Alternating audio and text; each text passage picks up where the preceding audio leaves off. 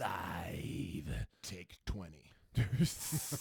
No, only take 2. Yeah, you're right. I just messed up the initial recording, but like we were saying, I was just like, if I'm paying attention to my voice on a recording, that just seems like the most annoying shit on the planet Earth. Like, I feel so bad for any listener that has to deal with that. Dude, my voice sounds not like deeper, but like huskier. Like I when I listen to myself, it's like, God, man, like clear your throat, bro. Oh yeah. You sound like Anthony Fauci. Like I'm like I'm like waiting for that guy. I'm like, God, dude, like, will you cough and just hawk up a loogie? Like, why is it so? That dude does have a hoarse voice. Yeah, that's yeah. That's probably like it's constantly like there's just phlegm in his throat. Yeah. I'm like, have you had COVID since day one? Yeah, it's just nestled in his throat. Yeah. Dude, Yeah. how's the vaccine treating you? You turned into a zombie yet? Dude, the first day, Oh yeah. dose I want to one. hear about this. Dose 1, I was fine. Dose 2. What about Dos Equis? Dos Equis, needed double that. The most interesting man in the world stuff. No, the second day kicked my ass, dude. Yeah.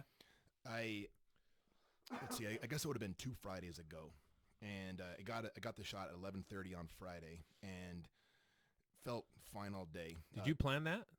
Like to get it on Friday? Yeah. That was deliberate? Yeah. Just in case it kicked your ass? Oh no. I was just like in my schedule. Oh, It okay. Just fit. worked out. Yeah, worked out better. No, I Okay. didn't. No, I didn't plan it because I had to work the next day at the jail. So you didn't plan on faking being sick? No. On Saturday? And I showed up at the jail Okay. despite feeling like shit. Okay. So although you were faking being sick, you still showed up. Yes. Congrats. Yeah. That's good. Dude, like Good funny thing, work. Like it didn't even hammer me until I was actually home from the jail. Yeah? Yeah, and just took me out. And the thing is like the lady at the clinic said that if I needed to, I could take Tylenol, but that Tylenol reduces the efficacy of it. And I don't know if that's true or not. So I just sucked it up and dealt with it. And I Sunday morning, I was fine. Well, like symptom-wise, what were you dealing with? I mean, what were because when I got my second shot, I just had weird dreams that night, really vivid dreams that woke me up a bunch of times, and it was just about a video game I had just played. Well, that sounds awesome. Yeah, that's it. That's all I had. Oh. So I didn't feel anything aside from that. But like, what symptoms were you dealing with? Fever, not horrible. It was like 100 degrees. Yeah. And then dude, the night sweats were nuts, dude. Like I legit, this is maybe too much information for our listeners, but I legit had to change my clothes 3 separate times during the night, just soaking them. Just I wake up like sopping, like I jumped into a swimming pool. Disgusting. God, dude, I what you see your mattress now? There's just this brown stain the size of a human. Sweating out the COVID. Oh, that's great. It was bad, man. And you know I'm a sweaty dude anyway. I'm gross. Yeah, and yeah. But it was way. So, but again, Sunday morning I was fine. I didn't take any. I'm bulletproof now. Yeah. I don't know what they say that you can still spread it. Come on, man. Like how? Yeah. How? Well, I'm not I a don't know. doctor, but I don't how? know. I mean, and obviously, I'm not trying to ruffle any feathers here. You can't say anything though, because there's people that even hear like you saying they had side effects. They're like, fake news. You know, like it's. Yeah. It's like, well, I mean, I guess I get to have an opinion on how I felt, but no, it's fake apparently. If we can get both sides to scream at us during this podcast, we're done good. Perfect. Yeah. Don't forget, folks, we're morons when it comes to any of this stuff. So please don't take us seriously. Yeah, we'll let you know when to start paying attention to our opinion. Wait, what was your question though? I don't know. Yeah. Gosh, what we just We're had just it. talking about COVID. Yeah, and then I. Oh, the immunization. Yeah. To, like, that you can't spread it. yeah. I was just thinking that like, okay, but I've had like. So then why did vaccines exist then? That's what I'm saying. Because like, Wouldn't I have to have it to right. spread it? It'd have to be in my system to spread it. So okay, now this is, again, I know nothing about vaccines. Here's what I do know though, right, is like I know that, and I've heard through the grapevine, like that if your kid is not vaccinated with like whatever the vaccines are that you need to get when you're a kid, you can't send them to daycare. Because they're going to make all the other kids have the red measles or the red measles mumps or whatever comes with it. You know what I mean? So if that's what a vaccine does, then what's up? Like, I just don't understand. Well, Like, I want somebody to explain it to me, and I mean, you and I can just speculate and pretend to have answers. I mean, Yeah. isn't it kind of like the hair of the dog that bit you? Isn't that kind of the idea? I guess. I mean, what? Yeah, I mean, I don't know. I don't know, dude. I mean, I'm an idiot. So, Yeah. I mean, but I will. This is my philosophy on this is, I'll follow all the rules, all of them. Just please don't like shut stuff down. That's all I care about. Like I will even make crazy rules up. I'll follow them. I'm fine with that because Dude. like even like the whole mask thing, dude. The mask thing is my. And again, no offense to anybody who has a thing against masks, but don't say I can't breathe. Like. So wait a minute. I realize the N95 masks are hard to breathe through. But you can still breathe. Right. You just put them on. Can you imagine you put them on, you die? Like, Well, didn't get COVID. Yeah. Like, I can't breathe. like, yeah. It's not, to me, that's not a hard ask. Not to mention, like, it's like in winter, it keeps my face super warm now, you know? It's kind of nice. And I'm more well aware of how I'm a fanatic about my breath. I knew you were to say that.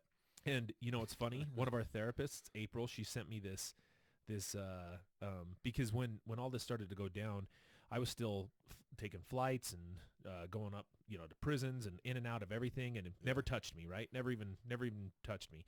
And she said, this must be your secret. And she sent me this study about how mouthwash like kills COVID germs or something like that. Because I use mouthwash, I'm not kidding, folks, 12 times a day at least, just because I'm so fanatic about my breath. So it was like one time, and it's embedded in my mind back when I was a cheerleader, Weaver Yeah. State, holla, WSU.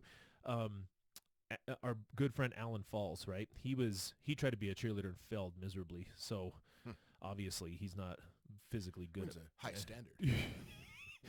Of course I went snowboarding, my back got hurt. Oh, I'm like, Sprained my ankle. like, bro, you're 23. Like, what are you talking about? But we were at a practice, and I was with Ames, our buddy, and Alan just like in front of everybody, he's all, God damn, your breath stinks. And I was like, never again. Like embedded in your soul. Yeah. And ever since then, dude, I never go anywhere without mouthwash. Good to know there's something you're self-conscious about. Yeah. dude. So You're always- maybe that's the trick. See, just mouthwash 12 times a day. You're good. Dude, you're talking about the enhanced restrictions and doing whatever it takes. Like on Saturday, I finally got out and did something. Like we went to the fights, and my buddy Jason South Fights fought. here? Yeah. Oh, okay. Yep. It was at the Maverick Center, Oh, okay. and yeah, they had it set up. So I like rolled down with Arlo and Ketchy and a couple others, but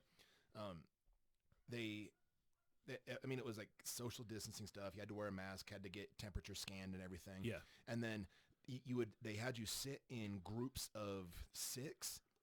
So you could sit next to people, groups of 6, but your seats would be 6 feet away from the next people. So the arena was sold out, but it was like interspersed, like clumps of people. You know what I'm saying? Were you and were you looking down on the cage? Yeah. Oh, okay. Did your boy win? Yeah. Oh, nice. Dude, it was dominant. He took the dude down and like got guillotined.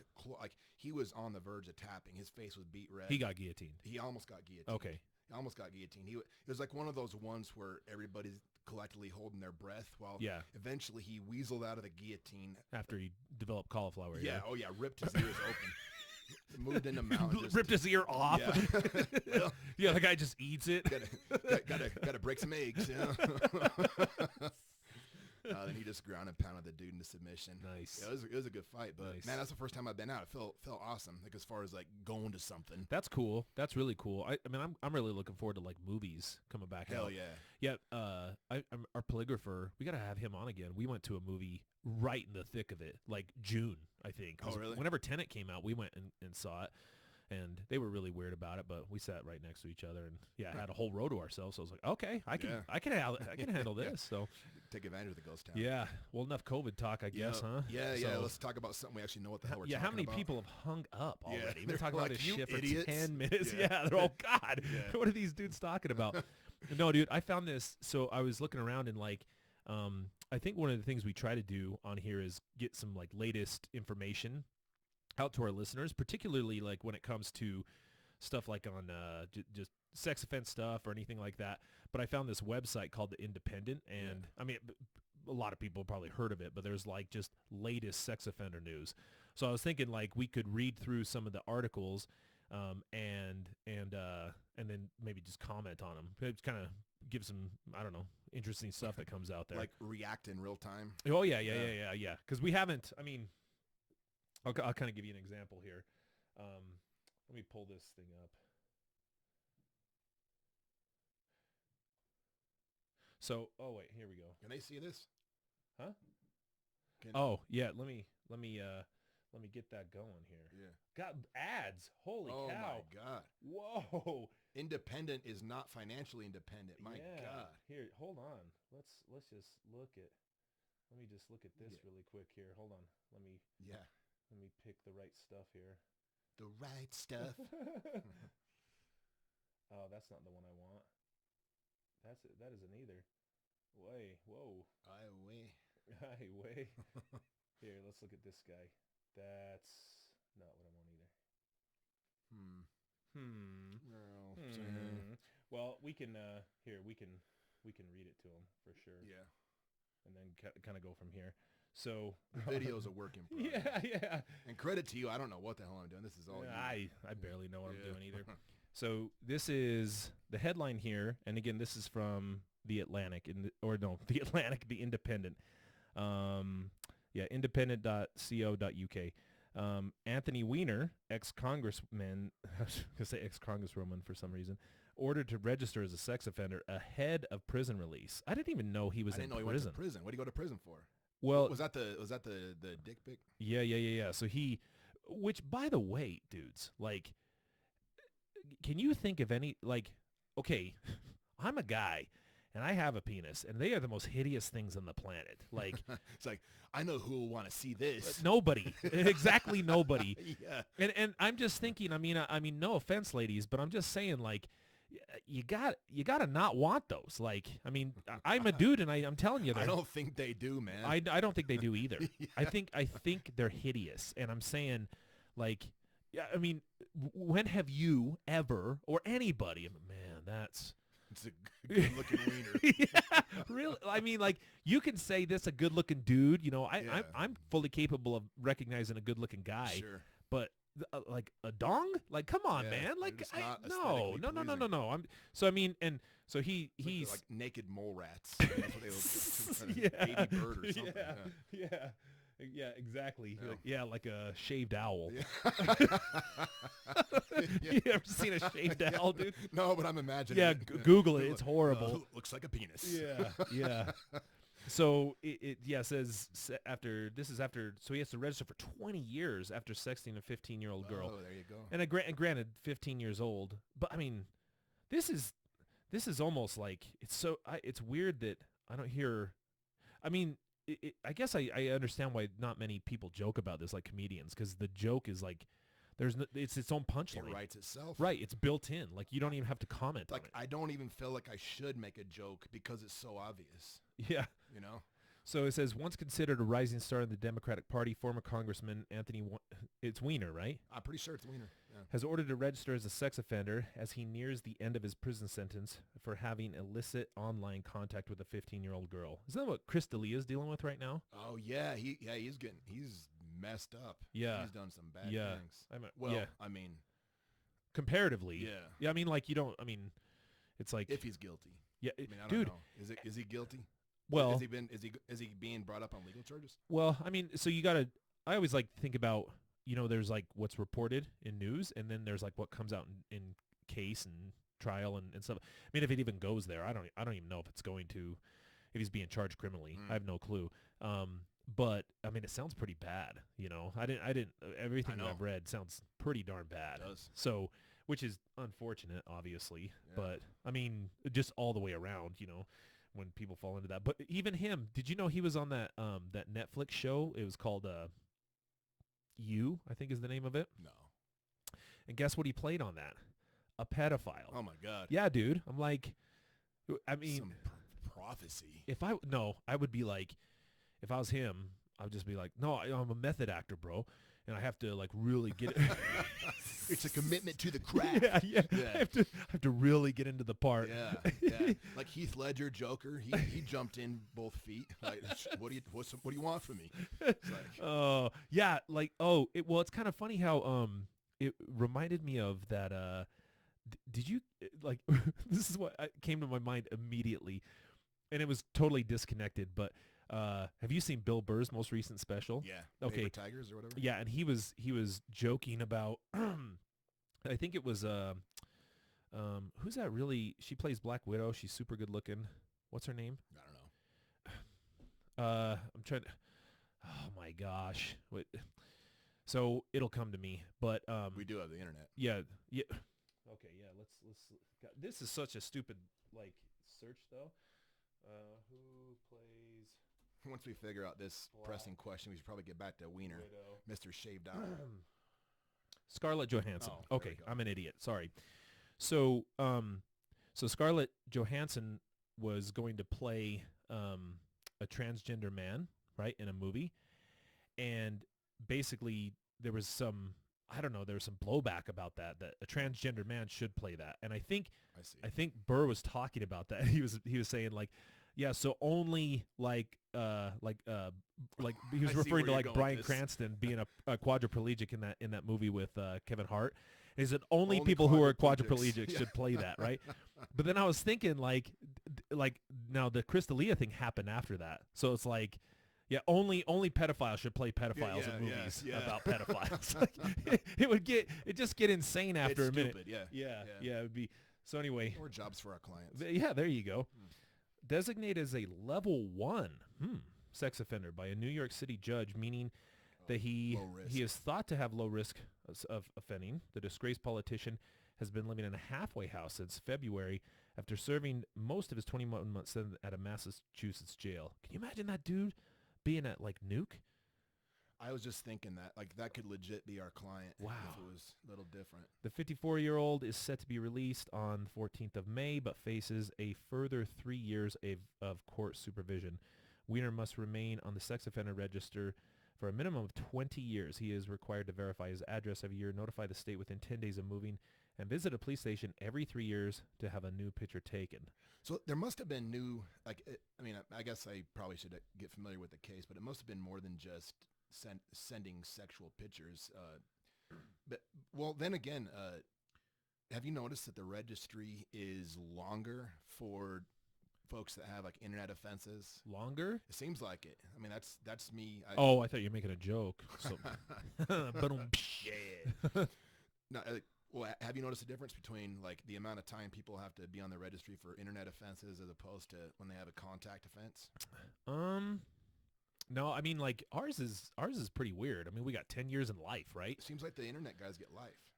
A lot of the times, but so the internet guys, I think most of what we deal with that, and this is probably good for listeners to know this, is like, so a lot of times when you have child pornography or images of child sexual abuse, or however you want to categorize those, these are images that did not originate often in I think this is the justification. They didn't originate in your own state, and as a result, you are taking images from across state lines, now making it a federal offense. And often what happens is Homeland Security or the FBI get involved in this. And I think when you get it to a federal level, I mean, what I've noticed on federal is, a lot of these guys not only have a lifetime registry, but they also have a lifetime probation. Like they're on Ooh. probation forever. Yeah, wow. Yeah. Like there's no end in sight for that. And so They still call it probation. It's like just forever. yeah, well, I mean, So it's a probationary yeah, period it's of 90 years. probation before you go to heaven or whatever. Yeah, exactly. The afterlife. Yeah. Yeah. Obviously not heaven, probably. I don't know. Who are we to judge? Yeah. I mean, We just assess risk. there you go. So, I mean, you can have it, but the thing is, though, is I kind of have I've noticed that because of that, it seems like the probation conditions are just not as strict, which kind of makes sense. I mean, if you're on for life, Seems like it. yeah, it's just more scaled back. Whereas if I have 2 or 3 years or 5 years of intense probation to kind of, which I think is reasonable. I mean, if they've committed an egregious offense and they've harmed the community, they're coming back in. I think, probation is a good proving ground to say I can be trusted again. And if you can pull it off that long under those circumstances, then yeah. I mean, you've at least shown that you can do it. It doesn't mean you always will. Yeah. Sure. So, but yeah, the lifetime registry, that it is weird because, and I think jurisdictionally, like if you're a state, if you commit an offense that's a contact offense, that's typically not a federal issue whatsoever, unless you're on federal land, like an Indian reservation or something, right?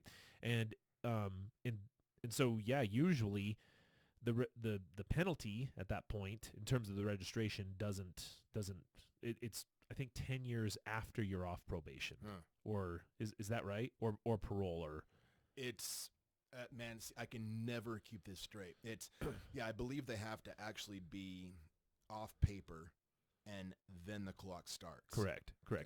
Well, I mean, and it's different for everybody. I mean, I don't think there's any specific, like, It seems to be different for everybody. for sure.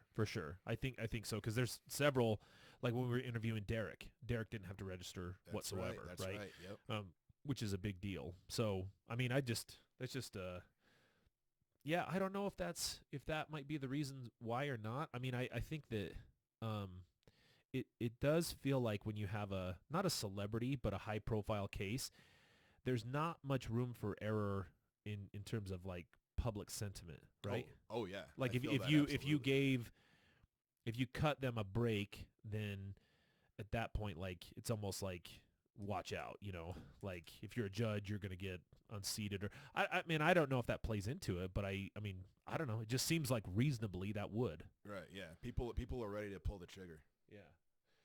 Does Wiener, is he federal or state, you think? Probably He's state. It's New York State. Yeah. Okay. Oh, Yeah. yeah, it says it right there. Yeah. But let's see here. Prosecutors said there it is. So she was in North Carolina.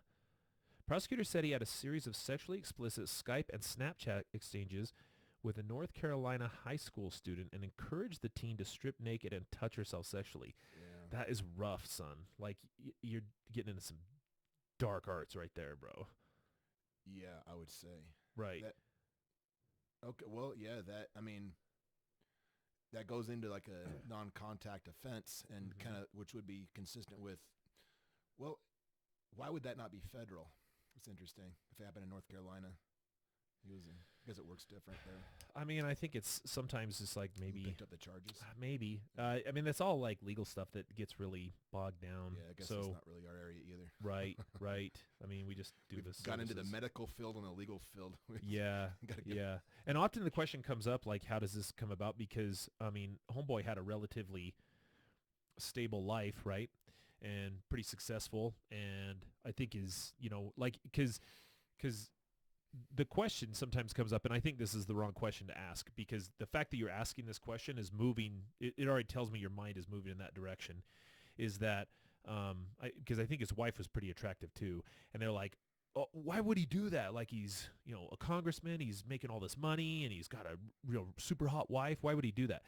And I'm saying, like, those Doesn't work are that way. right. These are not. It's not necessarily. Those are great things to have in place. I think if you have a good gig that you have gainful employment, you're able to pay your bills. You have somebody that you not only are attracted to but cares about you, and it's mutually beneficial relationship. That and you matters. Yeah, and you have notoriety. I think all of those are good protective factors to have in place. But it certainly isn't addressing a lot of the reasons why, he might want to contact a 15-year-old girl in North Carolina. I mean, I know we're speculating, but that's the type of thing that I think like listeners would want to know is like, well, what then? Because we spend a lot of time in treatment addressing the very things that he now has. He's developed, like we talk about, we tell our clients to, develop a life that you love. You have too much to lose and you're going to make better choices. And so he had a lot going for him. And so like, later on in that article, it took a quote from him. He said something like, I've been a very sick person for a very long time. Mm-hmm. I mean, that kind of maybe speaks to some like sexual deviance or something. So, maybe it's kind of in the sexual interest category. Mm-hmm. And Well, and not even how that develops. Like there's that always tends to be like the topic of conversation in terms of treatment is like, where did that develop? And I'm always like, Who knows? what does it matter? Yeah. Like, I mean, who knows? Like it's when, developed, it's here, it's manifesting. Let's figure out how to treat it. right. Yeah. And more often than not, and well, no, always. I mean, I have every client that I've worked with that has viewed child pornography said that they certainly, and you have to be careful here because in that article it referenced sex addiction, and I'm not a big fan of that term. Like, I don't know. Like I've said before, addiction's like a top shelf word in my opinion, and I think people use it colloquially. I just yeah. Right. Like, I'm addicted to the Big Bang Theory. Like, Right. okay, dude. Like, It's just how people speak. right. So, but even that seems to be, I get that you have compulsive behaviors around like that are sexual in nature. Understood. And that might be a mouthful, but I think in terms of accuracy, I think that's a better description because the addiction piece, I mean, look, I understand the mechanisms in your brain. The same ones are relatively the same things are at work. However, not to the same intensity whatsoever. Like doing a line of cocaine or doing a shot of heroin or smoking meth, like the amount of, brain reaction compared to looking at porn is it's off the charts different. So, Oh yeah. so I just say you're not, yeah, I mean, kinda, but not nearly the same. Your mind cannot compete against those other things nearly as well.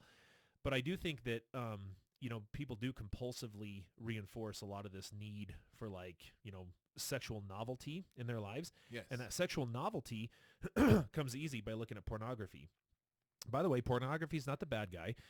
Not that I'm a huge fan or anything. I'm just saying that like you can't necessarily blame pornography about this. Ted Bundy did. Yeah. Look how he turned out. I love that. Yeah. He's like, yeah, pornography, maybe. I love, dude, that. Forever the scapegoat. He's like, I swear, we should like examine that one time because I watched that. And he's like, I'm not trying to blame pornography. And then went on to like blame it the whole time. And then even to suggest that he was possessed by the pornography demon. I'm like, what, dude? Like, I was like, you just go out like a G and say you murdered all those chicks. I mean, come on now. So don't blame Larry Flint. yeah, at least like, did you watch The Night Stalker on Netflix? Yeah. Yeah. At least Homeboy, he was keeping it real. He's like, Hail Satan. Yeah, exactly. Dude, I can't believe that guy got as much like did you see the part where like ladies were sending him pictures and everything? Oh yeah. I mean, I guess I could see kind of why he might, but then he opens his mouth. I'm like, oh no. So, like yeah, he had rotten teeth. Anyway, but I think that that needs to be taken into account is that a lot of this tends to be reinforcement because every client that I've worked with who has viewed child pornography, they say they never started with child pornography, that this was a development over time where they were chronically looking at pornography 8 hours a day often. That's a full-time gig. And then it just became boring over time. And remember, sexual novelty is what they're going after, right? Mm-hmm. And how much there's only so many categories, I imagine, like how deep can Pornhub go, before you start just seeing the same stuff over and over again, right? Dude's seen all the porn. yeah. I mean, I think it's endless, and that's fine. But I'm saying that the setup and how it all, I mean, it's all, eventually you just run out of new content, So you start looking for it to be live, like what happened with Mr. Wiener. Yeah. It's kind of like a Linkin Park CD. Like all the songs kind of sound the same, but they're a little different. Yeah, but I think that's, so then when they say they were looking for stuff, they try to find stuff on like, they go on a website like Kick or, they start posting on just, message boards or stuff like that. And then that novelty comes in, and initially they're not necessarily attracted to the fact that they're seeing like an underage person who's naked or nude or doing something sexual. it's just that it's risky and it's novel, and they're like, kind of excited by what's happening. And then, of course, you reinforce that with masturbation, and then you're now starting to make connections to that over. And I think like that's typically how clients have told me that's how it develops. So, Yep. and I don't know biologically if that's necessarily, what is actually 100% happening. And I'm sure there's people who would say porn's not the problem. And I'm not saying porn's not the problem. I get that. That's not what I'm saying. I'm saying that for this person, that was their experience, and that's kind of how they got there. And so we're saying, yeah, man, like porn and stuff like that ought to not be in your realm of possibilities anymore, Right. because it's destroyed your life. The way you consume it and how you use it has destroyed your life. Not Strong case that that's what he would need as part of his treatment plan, is just to stay the hell away from it. Yeah, because I would, if you asked me to put money on it and it was like $50, I would say he didn't just start texting that girl one day. Absolutely. I would think this was a progression over time that was reinforced, through fantasies and masturbation. Sure, right. Because there's nothing quite like an orgasm when you think about it. Like, yeah, it's top shelf feeling. yeah, right. And, and at least unmatched in anything else that you do. And so it can be really, really reinforcing, right? Yeah, exactly. But this was another one that I thought was pretty good on here, was Indonesian pedophiles to face chemical castration or execution. So those are your two options in Indonesia. Wow. Wait, it's either or? Yeah, you get to choose, or Well, yeah. Pedophiles to face chemical castration and possibly execution under Indonesia's brutal new laws. Wow. The new laws follow outcry over the rape and murder of a 14-year-old girl in her home from school in April, which is horrible, obviously. That's what happens, right? Is like something horrific happens. It gets a lot of public attention. The public generates an outcry, and politicians make moves to satisfy their constituents. Yeah, it's kind of like I was talking to an old friend of ours, and he was talking about kind of the state of like juvenile sex offense right now. And in Utah, like it's damn near unheard of to send a juvenile sex offender to where we started, like in a group home designed for juvenile sex offenders, right? And granted, like there's research to support like the idea of just incarcerating kids for long periods of time, like it makes them just like adults. The research is relatively the same all the way around. But I kind of feel like this is a pendulum swing. Like it's gone one way, and then something horrible is going to happen, which that's what happens. It's just life. And then it's going to swing back the other way, because super harsh. Right. Yeah. But I mean, hopefully not this harsh. But I guess Indonesia, I mean, nothing against Indonesians, but let me read that. So let's see. Pedophiles could be chemically castrated or even executed under harsh new laws passed by the Indonesian parliament in response to the brutal gang rape and murder of a 14-year-old girl. Damn. Wow. So yeah, the new laws will mean repeat offenders and those who abuse family members could face between 10 and 20 years in jail. The courts can also order their chemical castration or for them to be tagged with a microchip. Whoa. Man, they think their registry's rough. In extreme cases where the perpetrator murders their victim, well, okay, I mean, this makes sense then. Okay, or leaves them with psychological trauma or a sexually transmitted disease, they could be executed. But that or is big. That's or a big leaves them or. with psychological trauma. So in other words, they're going to have psychological trauma. Oh, yeah. I mean, isn't it kind of baked into the cake? It's baked into the cake, dude. Like, so that, well, there's a couple things that are interesting is the chemical castration and then the execution piece. Like first, the chemical castration thing, like the idea there is that if you give a guy Lupron or Depo-Provera or something, it shuts down his natural testosterone production, thereby reducing his sex drive and his sexual response. And I genuinely don't know what the research says about that, of the efficacy of that in reducing recidivism. Do you?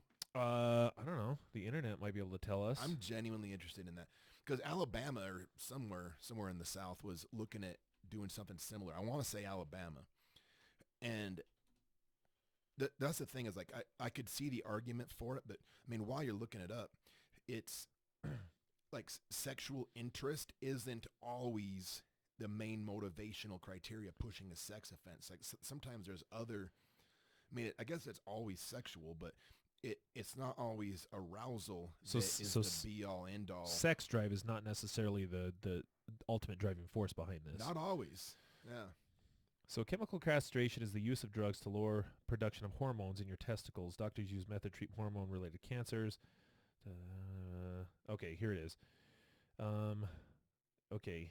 The purpose of chemical castration is to lower the levels of male hormones and androgens. The main androgens are testosterone and dihydrotestosterone, DHT. THT, yeah. According to 2012 research, about 90 to 95% of androgens are made in your testicles. The rest are come from your adrenal glands, so on and so forth. Yeah, let's go to results. Yeah. That's okay. So let's see. Luteinizing hormone releasing Isn't that Luteinizing for, is a like- hormone releasing hormone, LHRH. Isn't luteinizing hormone like for breast milk? Well, I know it comes from your pituitary gland, and this hormone tells your testicles to make more testosterone. Look at us guessing on medical shit again. So this is, yeah, agonists come from this. They work so on and so forth. Okay, come on. So Yeah. how does it work? Lupron. See, Okay, yeah. treatment's ongoing.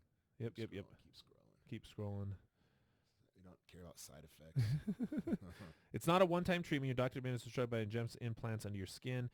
Depending on the drug dose, this may be repeated as often as 1 month or seldom as once a year. So I guess it kind of depends on a daily pill. Oh my goodness, or a monthly injection. That is The side effects kind of answer what it does. I mean, reduced or absent sexual desire, erectile dysfunction. I mean, I guess that's kind of the shrinkage idea. of the testicles and penis, Oh, fatigue, hot flashes, breast tenderness, and growth. oh no. Wow. Oh, look well, I at guess that. is this? Man, I don't. Yeah, look at that. Does it say anything about the efficacy though? How long does it last once you stop taking the hormone? The hormone production returns to normal. So this is where I would wonder, like, how would that be enforced, like long term? Because you can't. Because I think a lot of people probably think this is they're done, right? Like one time. It's like a monthly shot, right? Or there was a monthly shot or a daily pill. So like, and the one thing said it could last up to a year, but then like, so how? I mean, I guess if you're following your conditions, Right. right, you have to take your pills. But And you go visit your PO. right. But then, and if you don't do that, if you don't show evidence that you did that, then You're out of compliance with your probation, right? right. But Provided that's how it works in Indonesia. Right. I don't know. yeah. Like somebody was asking me, I think it was a kid one time, he thought chemical castration was they just like pour acid on your penis. I'm like, no, buddy. I mean, that would work. Yeah, I guess. that's more long term. Oh yeah, we know that. Okay, here we go. Because it can reduce libido, some countries chemically castrate people who are incarcerated for sexual violence. A handful of states within the United States have legalized chemical castration for people who are incarcerated for sexual violence. It's usually used as a condition of parole. There it is. It's not clear that lowering your sex drive is enough to prevent sexually violent offenses. There that is. Yep. Not every person will completely lose sexual function. Chemical castration also relies on long-term compliance, which can be a concern. Those in the medical profession, All the stuff we were just saying. right, may also have ethical concerns about overtreatment versus punishment. There are complex concerns, so on and so forth. You know what, dude? This just popped into my head as well. So, like, we're talking about efficacy, right? It Yeah. reduces sex drive, compliance is tough. But also, like, think about how much, like, you know, masculinity or being a male is tied in with identity. You know, Yeah. we hear about identity and gender all the time. And, I would kind of worry that, you know, if the idea is that people that are sex offenders are lower risk when they truly like who they are and they don't have shame, if they're feeling less masculine, or I kind of worry about like the psychological effect it would have on them, maybe even making them higher risk because they're really down on who they are. They're starting to grow breasts. They're not able to engage in normal sexual function with a sexual partner. You know, if homeboy has a wife and he's got to do this chemical castration, it's going to cause problems probably in the relationship. Like, Right. it's a lot of unintended side effects that I think could happen as a result of it. Yeah, I think so too. And then also it's not addressing like Well, so I think an average listener might not know that somebody who's committed a sex offense that's gone through just prison alone. Okay, so no treatment whatsoever. They just been punished and went to prison, right? Yeah. Um, they have a a recidivism rate, of course. The likelihood that they're going to reoffend, but the reality of that is that they don't necessarily reoffend sexually as often as we'd like to think. In fact, it's statistically much more probable that they're going to do a different crime altogether, right? So if really what we're trying to do here is I mean, if rehabilitation is the key and you take a person back to the community and they're supposed to be a functioning member of society, well, I mean, like you're saying, if all the things that like help me be like a person who's living a life that I enjoy, Yeah. and I don't, and I have things to live for, and I'm trying to stay away from a criminal lifestyle, like if I just make it one dimensional and say, okay, I'm just going to take away your sex drive altogether, that doesn't really address all the other crimes that they're going to commit, right? Exactly. I mean, it doesn't do Right. anything for that. Right. I mean, it takes care of one dimension that also long-term compliance. I'm just never super comfortable with that. I mean, I'm not against things like medication assisted treatment or something like that. I'm totally on board with that. But I mean, think about that. If I'm dealing with a client who, has a severe opiate addiction, right? And they're coming in to talk to me and we're working through those things. So whether it's, I'm going to get them on the Vivitrol shot or work on Suboxone or even methadone, those are relieving symptoms. Sure, I get that. And it might have to be for quite a while, that they're on those. But, long term, that's really hard to sustain. And in my opinion, I don't know, like long term how effective that is to try to keep, especially if those are things are relatively expensive, how you're going to keep those in place for the long run. And so, trying to get you moved into a lifestyle that is no longer compatible with substance use is much more effective than just treating symptoms. If I just treat symptoms, the problem doesn't necessarily go away.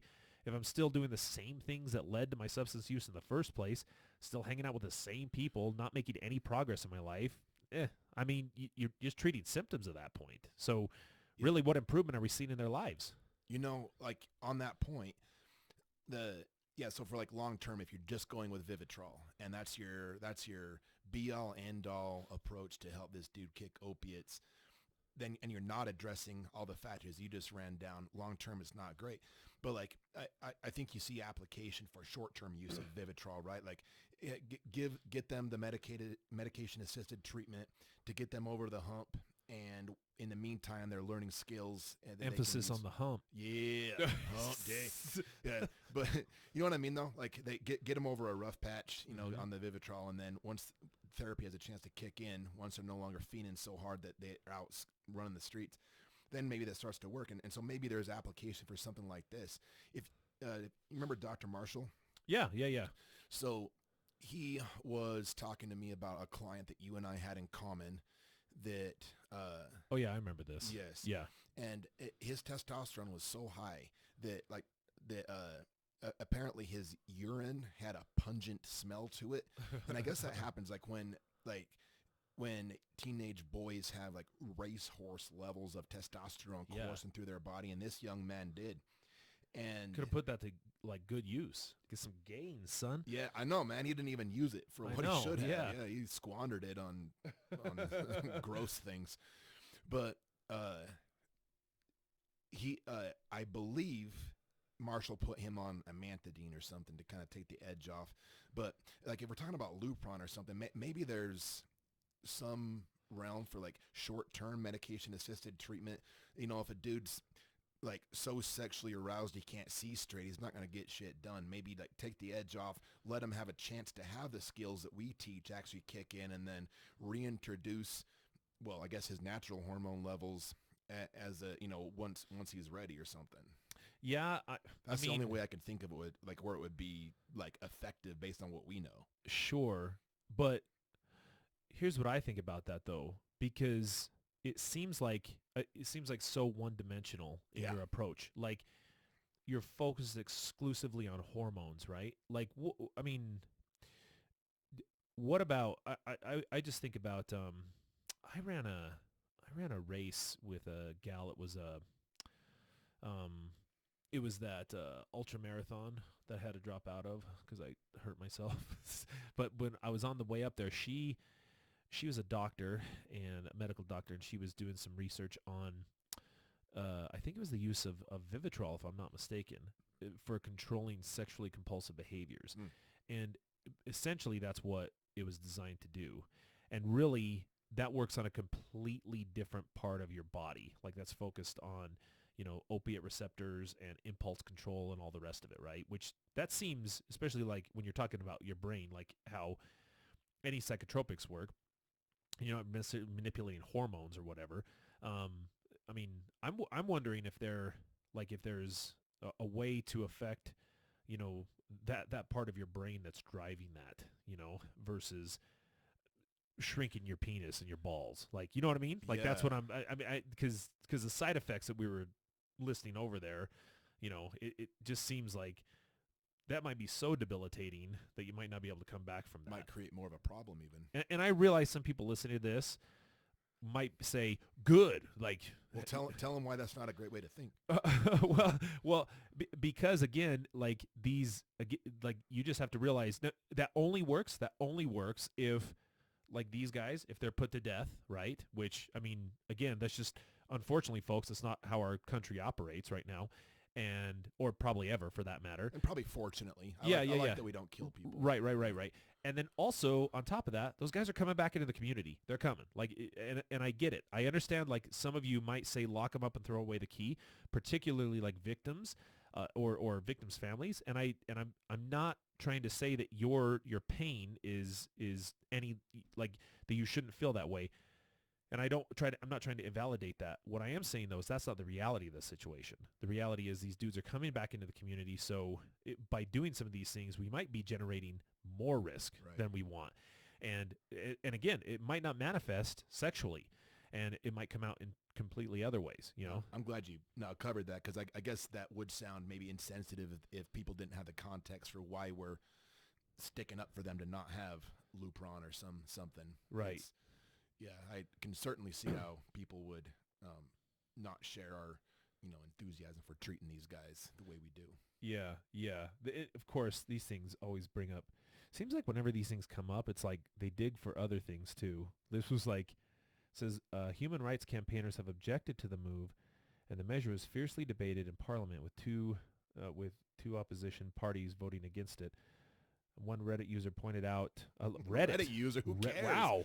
That's your source? Well, I mean, there's a bunch of billionaires on there now because of that whole GameStop thing. Silly. Pointed out on the comment thread, the latest UNICEF data has revealed 1 out of every 6 Indonesian girls were married before they turned 18. What the hell does that have to do with anything? That has nothing. Well, I don't. I mean, I guess it's saying that women aren't given much of a chance to consent to sex. Yeah, or is that what that's saying? I guess. That is so like egocentric to our own country, though. And our customs. Like, I mean, yeah, that's an American lens. I'm not. And again, yeah. Look, I'm not saying that 16-year-old girls ought to be getting married. That's not what I'm saying. I'm just saying that to think that I go to another country and I just say, well, this is how America does it. Okay, bro. Like, I mean, where is it that where was it? There's 2 countries in this world where there is no age of consent, and there's other countries in this that are like 10. 10 is the age, right? And I don't know. I think Mexico's 13. I don't know. I mean, 70% sure. Yeah. You're all fingers crossed. Yeah. No, but I just know that, like, if you started to look at the age of consent in these different countries, you'll see a dramatic difference from the United States. And I mean, it all kind of gets to, like, I think 19 is like the oldest almost in some countries, but it can go down as low as nothing. You know what I mean? In certain countries. And yeah, we can have opinions about that, of course, but I mean, I don't know who we are to regulate those countries. You know what I mean? And I'm not saying it's right over there, but we're just not the world police. Here's the other thing, though, is a guy from he was a client of ours a while back, and he came from I want to say Sierra Leone. He was a refugee from Sierra Leone, and war-torn country, people getting head chopped off, all kinds of this stuff. And over there, I think he said the age of consent in that country was 14. And so it's perfectly normal, well, over there for an adult male, 25 years old, to be married to and conceiving with a 14-year-old. And he told me, he said, well, it's different over there. Like, the life expectancy isn't nearly as high as the United States, and so people start having babies at a lot younger ages. That's a big factor, isn't it? Which honestly, I didn't even register that in my head. Like, that, I didn't even think about that. But I was just thinking, well, yeah, if the life expectancy over there is 50, because everybody has AIDS and you're getting killed otherwise, it's just crazy over there, then yeah, that kind of makes sense to, if you're trying to procreate. I mean, I'm sure cavemen back in the day weren't like, hey, how old are you? Like, you know what I mean? Like, yeah. And I'm not, again, no justification on that. I'm just saying that it just is a little egocentric and to look at that and say, why are their laws like ours? So well, like their country's different. I mean, I don't know. I don't know exactly the reasons. It's like an older age of consent then might be a luxury for, I mean, I don't know if developed is the word, but more westernized, developed countries. Yeah. It's like, if we're being honest, you should be like 25 before you do anything. Like, because we're all idiots until then. Yeah, God, dude. Yeah. We're morons until 25. So if we're being, let's get, 18 is completely arbitrary. What does that have to do with anything? Right. We're done with school. Yeah. I mean, yeah, that's it. Yeah. I mean, I'm just saying, like, if we're going to link this to some sort of developmental thing, do 25. Yeah. Right. I'm fine with that. I'm 38, 39. Jeez. How do you feel about execution? Yeah, like that's the other piece of this. Well, let's see here. The Indonesian Doctors Association said its members would refuse to administer chemical castration. Oh, so they're not even going to do it because it's violation of medical ethics. Oh, wow. Wow, look at this, though. So chemical castration of pedophiles is already practiced in several countries, including Poland, South Korea, Turkey, Russia, and some parts of the U.S. Those are all very different places, too. Yeah. Culture-wise. Yeah. Let's see here. Well, I guess the execution thing, that's a huge can of worms that gets opened. Yeah. You know what I mean? Because you get to have opinions on that, and that might be for another day. Well, here's there's a lot to say on that. Well, I mean, like, whatever your opinions are is like, so, I mean, real quick, this is like a huge synopsis because we're coming up on the end here. Here's what I think. Like, when somebody says it doesn't stop anybody from getting killed, I'm like, well, it stops Homeboy from killing anybody else because he is dead, son. You know what I mean? That's hard to argue with. So, and that's a pure logic driven argument. It doesn't take into the moral, the morality of the whole thing about killing somebody. You know what I mean? Mm-hmm. Which I don't know. The jury is still out on how I feel about that, honestly.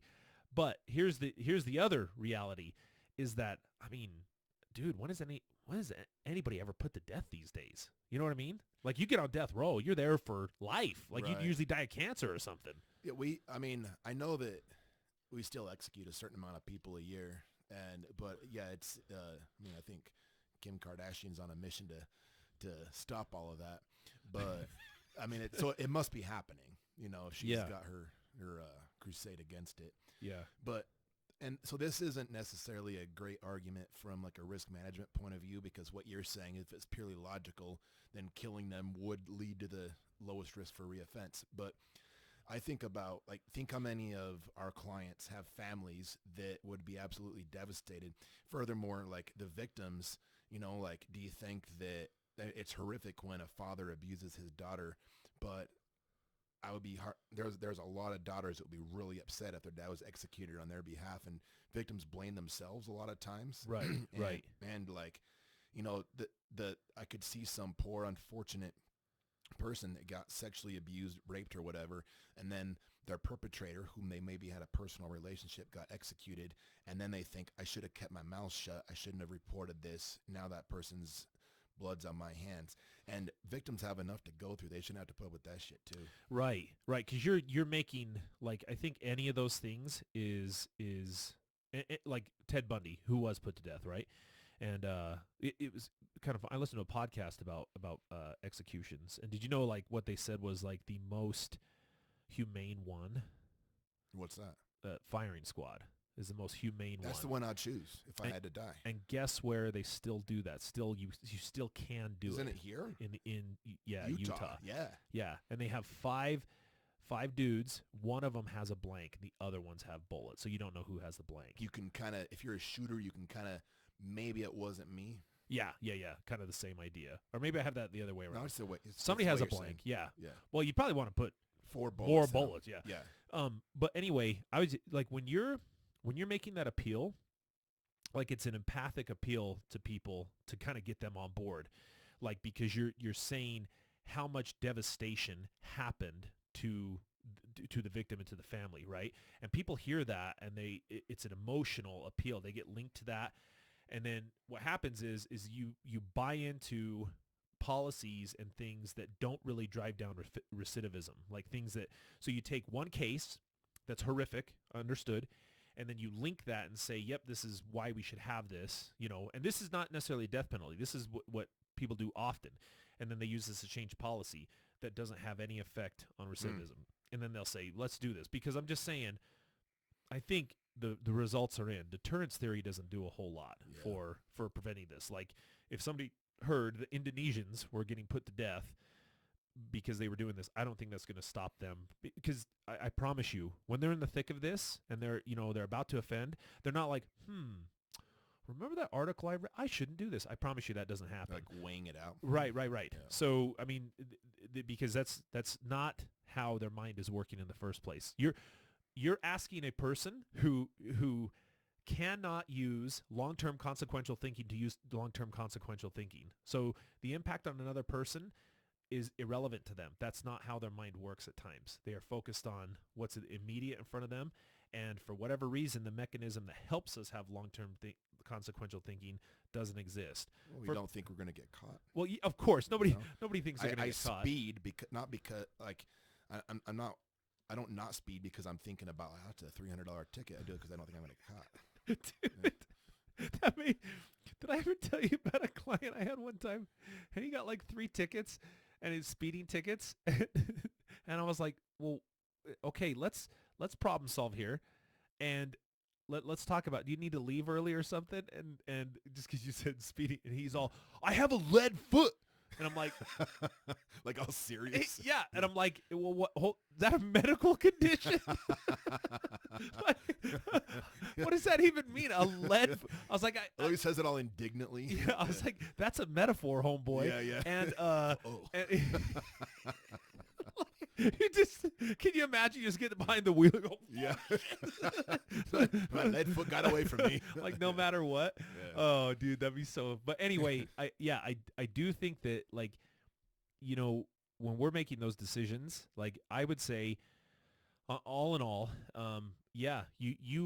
those arguments are not made out of consideration for the victims. And the victims sometimes, when I read through some materials about this and how victims are talked about, especially to, like, perpetrators, and even therapists sometimes are guilty of this, how they'll tell perpetrators how much they ruin victims' lives.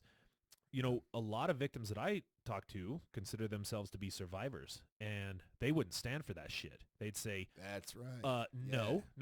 He hasn't ruined my life. He hasn't ruined my life at all. That sucked, what he put me through, but that's on him. Absolutely. And I've forgiven him, and I've moved on, and I'm stronger for having gone through such a thing and bounced back. Don't you dare say that about me. I'm like, okay, all right. Like, I'm on board with that. Good way of looking at it, right? So to assume that the person is so devastated and so traumatized that they just can't get over it, again, that's like, that's a pretty shitty assumption. I agree. That's a really good point. Yeah. So I don't know. It's Indonesia, man. Yeah. Do your thing, guys. I can't really comment on that anymore. So well, I think that we're basing our decisions off of research, and the decision based in Indonesia is made on, like, public outcry. Yeah.